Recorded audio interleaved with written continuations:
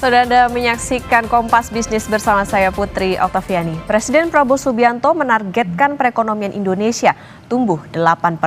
Untuk mewujudkan hal itu, Menteri Keuangan Purbaya Yudi Sadewa mengadopsi konsep Sumitronomics yang fokus pada 3 pilar utama, yakni pertumbuhan ekonomi yang tinggi, pemerataan manfaat pembangunan, dan stabilitas nasional yang dinamis. Dalam rapat paripurna DPR pengambilan keputusan terhadap RUU tentang APBN tahun anggaran 2026, Menteri Keuangan Purbaya Yudi Sadewa bilang Presiden Prabowo menargetkan perekonomian Indonesia tumbuh 8%. Untuk itu, strategi pembangunan berbasis Sumitronomics yang berfokus pada pertumbuhan ekonomi yang tinggi, pemerataan manfaat pembangunan, dan stabilitas nasional yang dinamis dinilai cocok untuk mencapai target pertumbuhan ekonomi 8%. Ia menekankan perlunya sinergi antara kebijakan fiskal, sektor keuangan, dan iklim investasi agar Indonesia dapat mencapai pertumbuhan ekonomi 6% dalam waktu dekat, sehingga dapat mendorong ekonomi tumbuh 8% dalam jangka menengah. Presiden menargetkan pertumbuhan ekonomi 8% dalam jangka menengah untuk membawa Indonesia menjadi negara maju. Target ini tidak mudah, namun bukan berarti tidak bisa diwujudkan Indonesia. Sejarah menunjukkan sebelum krisis keuangan Asia tahun 1998, ekonomi Indonesia tumbuh rata-rata di atas 6%. Untuk menjadi negara maju, strategi pembangunan ekonomi Indonesia berbasis pada konsep Sumitronomics yang difokuskan pada 3 pilar utama. Pertama, pertumbuhan ekonomi yang tinggi. Kedua, pemerataan manfaat pembangunan. Dan ketiga, stabilitas nasional yang dinamis. Untuk menjalankan 3 pilar tersebut, mesin-mesin pertumbuhan harus dihidupkan dan dipastikan berjalan selaras. Fiskal, sektor keuangan, dan perbaikan iklim investasi harus sinergis menggerakkan perekonomian Indonesia agar dapat tumbuh melampaui 6% dalam waktu tidak terlalu lama. Menteri Keuangan Purbaya Yudi Sadewa bilang bakal mengalihkan anggaran program makan bergizi gratis atau MBG ke program lain jika tidak terserap dengan baik. Menurut Purbaya, anggaran tersebut bisa dialihkan ke sejumlah program, termasuk program bantuan pangan beras 10 kg dengan durasi yang lebih panjang. Kita bantu secepatnya, tapi kalau nggak bisa juga kita ambil duitnya. Kan gitu, fair kan? Daripada nganggur duitnya kan saya bayar bunga juga. Saya akan alihkan ke tempat lain yang lebih siap, atau ke masyarakat langsung, seperti perluasan bantuan tadi yang 2 kali 10 kg beras tadi kan bisa diperpanjang di situ. Kalau emang nggak bisa diserap, tapi kalau bisa diserap ya bagus. Jadi saya nggak nanggur tapi saya mendukung. Tapi kalau nggak jalan ya ambil duitnya. Menteri Keuangan Purbaya Yudi Sadewa bilang akan menggunakan strategi Sumitronomics untuk mengejar target pertumbuhan ekonomi 8% dan berfokus pada 3 pilar utama, yakni pertumbuhan ekonomi yang tinggi, pemerataan manfaat pembangunan, dan stabilitas nasional yang dinamis. Apakah strategi ini cukup jitu untuk mencapai target Presiden Prabowo? Kita akan bahas bersama ekonom Universitas Atmajaya Yogyakarta, Yuventius Sri Susilo. Selamat pagi Pak Susilo. Selamat pagi Mbak. Pak Susilo, strategi Sumitronomics ini tepat digunakankah untuk capai target pertumbuhan ekonomi 8%? Baik, untuk bagian pertumbuhan khususnya berkaitan dengan rencana anggaran yang telah disiapkan, berkaitan dengan dorongan-dorongan terobosan dari Menteri Keuangan untuk mengalihkan anggaran, ini salah satu cara ya. Jadi dinyatakan pertumbuhan akan tercapai 8% dalam menengah. Artinya kalau menengah ini masih masuk akal, tetapi kalau dalam jangka pendek 1 ke 2 ke depan nampaknya belum. Jadi mungkin di akhir pemerintahan Pak Prabowo angka 8% itu mungkin saja dicapai dengan catatan tadi optimalisasi APBN, kemudian tercipta investasi atau fasilitasi investasi yang baik dan sebagainya. Kira-kira itu, jadi ada kemungkinan dan optimisme di situ, tapi memang jangka menengah seperti dikatakan oleh Pak Menkyu tadi, Kak. Oke, ada kemungkinan menengah masih masuk akal, tapi mungkin kalau 1-2 bulan masih belum terlihat ya Pak ya soal bagaimana 1-2 tahun belum, Mbak. 1-2 tahun belum. Ya, ya. Oke, 1-2 tahun masih belum terlihat. Oke, Pak Susilo, gagasan konkret Sumitronomics yang bisa kita sekarang ini kan adalah misalnya Danantara, Koperasi Desa, kemudian juga makan bergizi gratis. Relevan nggak 3 hal ini untuk mencapai 8% itu tadi? Karena kan tadi dikatakan masih ada optimisme gitu untuk bisa mencapai 8%. Kalau menurut saya pribadi yang paling relevan adalah Danantara. Yang artinya yang paling berkorelasi dengan untuk kemampuan untuk mendorong ekonomi secara signifikan untuk mencapai 8% tadi. Mengapa Danantara? Karena jika skenario dari Danantara, program yang dijalankan Danantara yaitu mengoptimalkan aset negara untuk investasi dan juga menarik investasi dari luar dengan yang bisa dilakukan, kemungkinan itu bisa menjadikan dorongan investasi yang cukup besar.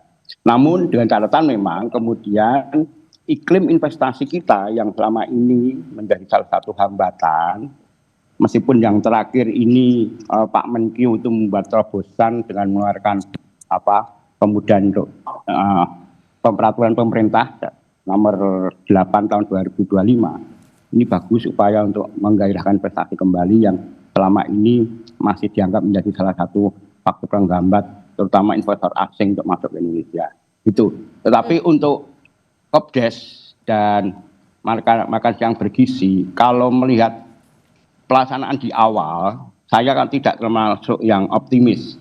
Kebetulan 2 minggu yang lalu kami IC cabang Jogja, Mbak, melakukan survei di 3 sekolah, ini survei awal memang. Untuk pelaksanaannya sudah bagus, Mbak, hanya fungsi dan sebagainya, tetapi masih masalah di menu yang kurang menarik bagi siswa dan juga di teknis pembayaran di pelaksananya. Jadi kemudian untuk Kopdes di beberapa tempat di Jogja, contohnya ini juga setelah peresmian nggak jalan, Mbak, karena belum ada duitnya untuk beroperasi.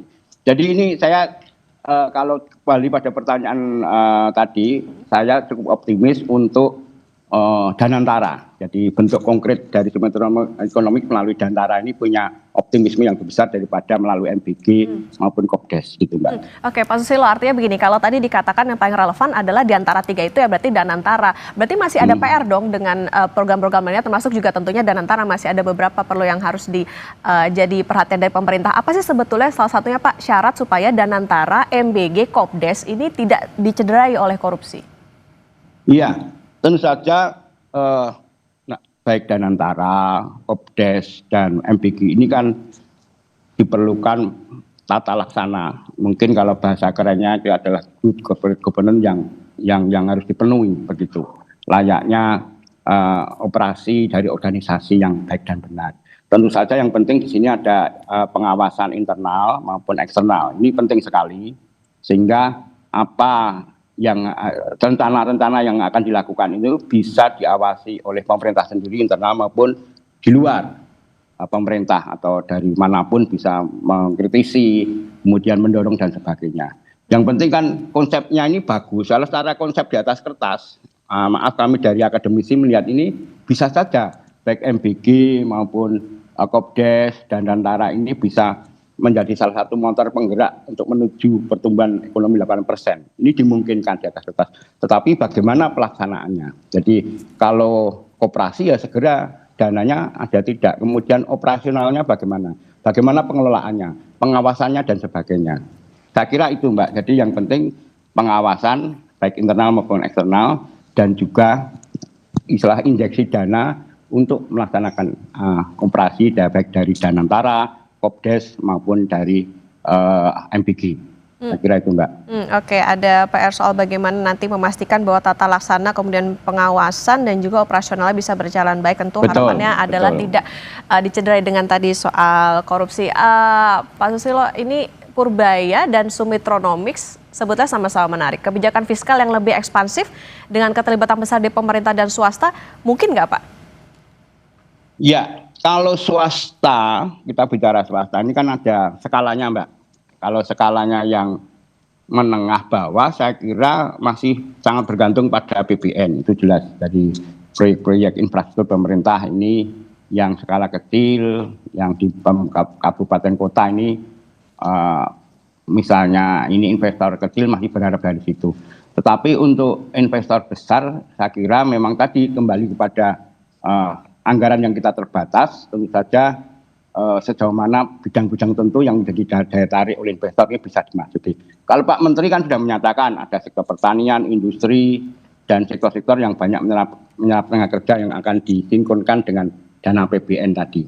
Tetapi kembali tadi Mbak, sebenarnya sampai saat ini kan pengalaman kami, perusahaan-perusahaan ini pengalaman kami maaf di Jogja, PMA atau PMDN ini masih beberapa hal mengalami kesulitan dalam perizinan, misalnya perpanjangan izin misalnya, karena dampak dari desentralisasi ini ada izin di level pusat dan di daerah ini menjadikan tidak mudah bagi pelaku usaha, karena beberapa izin di pusat itu kementerian itu ngurus izinnya dijanjikan tidak dalam 1-2 hari jadi, bahkan ada yang baru 5 bulan jadi misalnya begitu.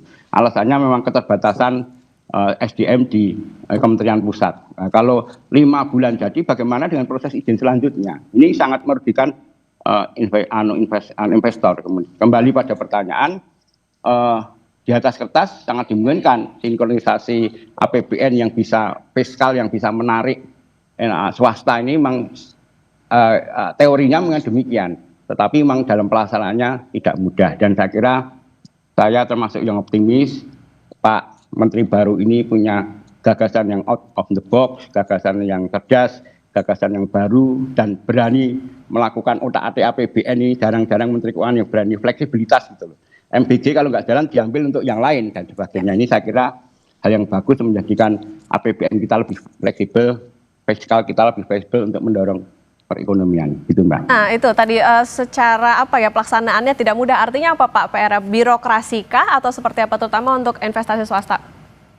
Ya, birokrasi salah satunya Mbak. Ini alasannya lagi pemecahan beberapa kementerian ini menjadikan SDM juga terpecah, kemudian beberapa urusan perizinan ini juga kemudian terhambat karena kuantitas dari SDM. Ini fakta di lapangan, karena saya pribadi mendampingi beberapa perusahaan PMA di Jogja untuk mengurus perizinan sampai pusat. Ini temuan di lapangannya begitu.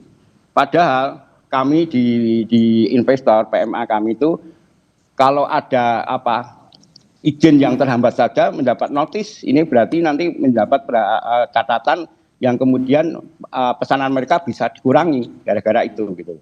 Jadi sekali lagi birokrasi, jadi istilah yang zaman dulu sejak 30 tahun yang lalu istilahnya debirokratisasi dan diregulasi nampaknya harus terus-menerus dilakukan oleh pemerintahan Prabowo ini Mbak.